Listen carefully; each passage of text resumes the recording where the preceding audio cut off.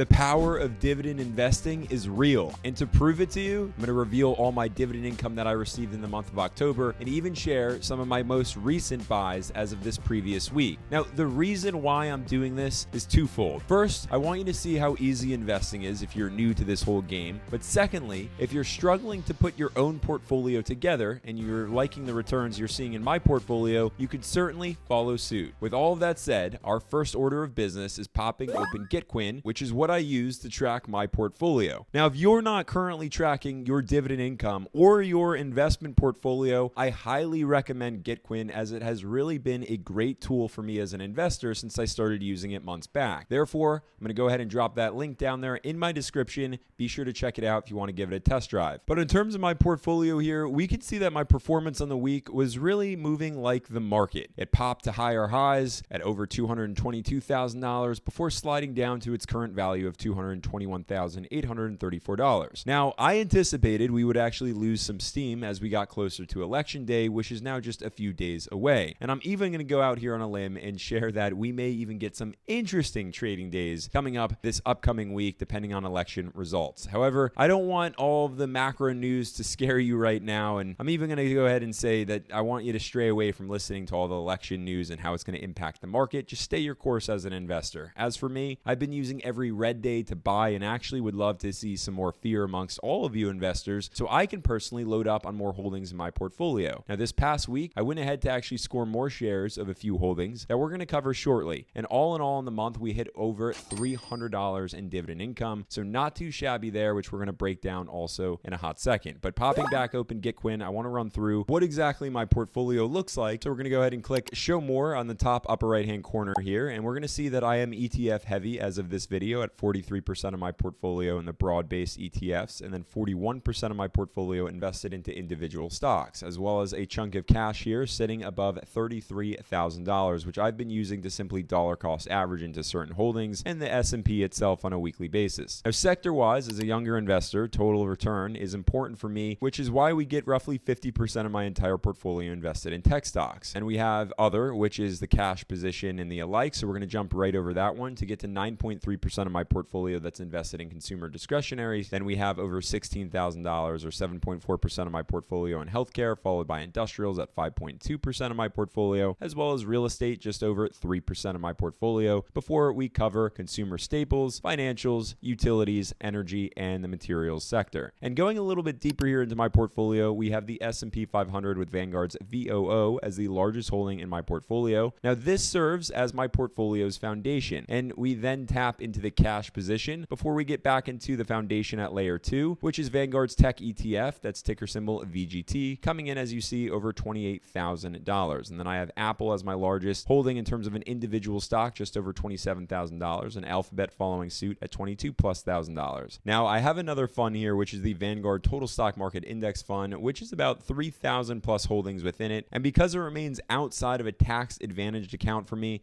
I haven't reallocated the capital yet, but I would certainly like to, so I want you to stay tuned for what I do with that. But then we have United Health, which is a brand new portfolio position here for me after just selling out of Johnson & Johnson 2 weeks ago, and I reinvested all of that capital, or almost all of it now, into United Health for the growth potential in terms of the dividend. Another stock in focus for me here is Visa, coming in at just over $7,000. We have Realty Income at almost $7,000, followed by Lockheed Martin at $5,700. Then we have Amazon and Tesla as two non-paying dividend stocks, but with high conviction in them. We tap into slivers then of Coca-Cola and McDonald's. Now, before I reveal all of the companies that actually paid me out in dividends during the month of October, I actually want to just give you a very quick rundown of the 3 stocks that I bought some more shares of this past week to beef up my positions with them. I'll go ahead and start with Coca-Cola. As it slid this past week, I went ahead to score another share for $67.28, given I had just enough cash in my Roth IRA to only buy one more share of Coca-Cola. So there was that. And I also went ahead to buy another share worth of another iconic name, McDonald's, given it slid to a share price of $293. I took an earlier bite in the week that totaled out to $297.17. But the biggest buy, aside from my dollar cost averaging strategy into my foundational positions with my ETFs, was into United Health, which was a recent add to my portfolio, as I mentioned earlier, but I bought another $2,819 worth of United Health, just as I said I would, which means I'm now a shareholder there of 10 shares worth of the company and a 2025 stock in focus for me. I'm going to be scaling this one continuously as United Health is a provider of healthcare there in the United States. It just cratered to $566 per share. However, what I really want to get into now is the dividend income. So you can actually see why I'm all over the investments that I'm all over. Rewind all the way back to the beginning of the month and cover Coca-Cola that sent me my first October dividend. And as of this video, I would say if you're looking for a reliable, stable dividend gem, you're going to get exactly that with this beverage behemoth. I know I don't need to give you a warm introduction to it, so let me just pull up the stock chart once more with Coca-Cola. We're going to see it is down here on the month, but year to date, we're up by over 9%, and even more so on the 5-year, up by over 21%. We're going to scroll down to discover that we have healthy revenue flows year in and year out, as well as a very clean balance sheet with assets that top liabilities year over year, with $97 billion in assets back in 2023 and $70 billion in terms of liabilities. Now, dividend-wise, for owning 27 shares, I received $12.96, thanks to that Coca-Cola dividend at 2.96%. Now, I want to go ahead and jump to the 15th of the month with you to cover the only other individual dividend stock that paid me out this month aside from the ETFs. But investors, before I actually get to covering it, if you are in fact getting value out of this video, I want to go ahead and ask you directly and officially to join me here on the channel by subscribing. This video is only scratching the surface of what I really cover. More useful videos are out there from me, from dividend stock ideas, macro insights, and even, of course, the greatest series that I have, Masters of the Market podcast, which you won't want to miss out on. All that and more. Now, if you are in fact enjoying this video, the portfolio breakdown, let me know that you're getting value directly from this video by tapping on the thumbs up button. Finally, the Wall Street Word, a brand new newsletter that I have, and I'm just about to release it. Not quite yet ready, but the link to actually subscribe to it is down there in the description for deep insights and words from Wall Street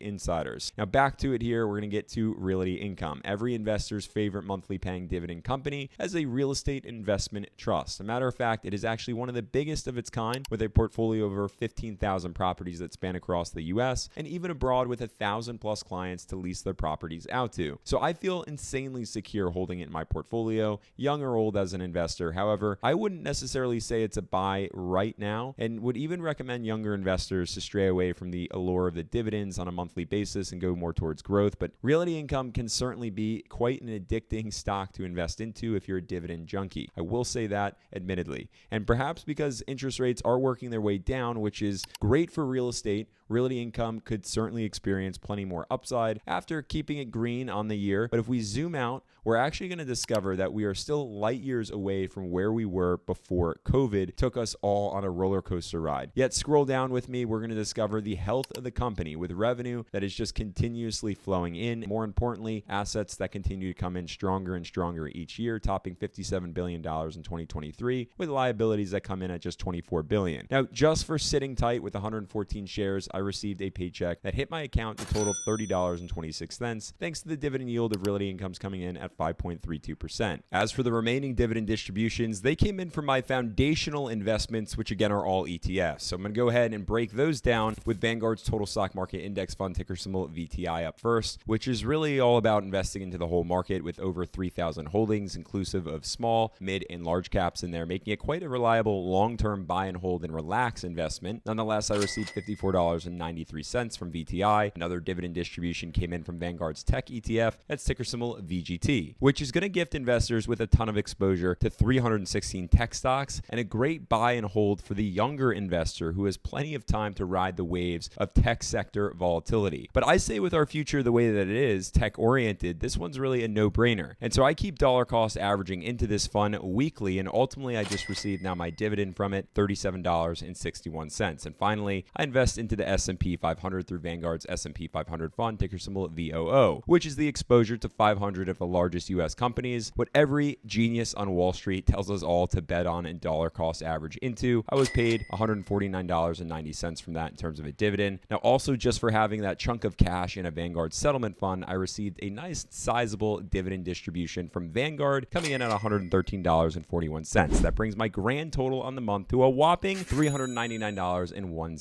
So I want to go ahead and pop open my personal dividend spreadsheet with you. We're immediately going to see that from previous Octobers, we are really coming in hot this October. But bear in mind, with all the portfolio alterations I've been making, I may get a month ahead in November and December hit there. But that's totally okay, because regardless, we're now sitting at $2,382 on the year. And that sounds like a vacation to me, but of course I am just throwing all those dividends right back into my stocks. So I'm coming down to around $198 to $200 per month now on average, which makes it clear that dividend investing is not only a simple investment strategy, but a powerful one to say the least to deploy if you are looking for passive income or just to get that dividend snowball really rolling for yourself. However, investors, I would love to know how much dividend income you brought in this past month. Comment down below to let me know. Or if you didn't bring in any, let me know your plan to actually gain some dividend income for yourself. And if you're really looking to understand how many stocks should be in your portfolio, or better yet, if you've overloaded your portfolio with stocks like I once did, check out this video right here. And until then, I'll catch you in the next one.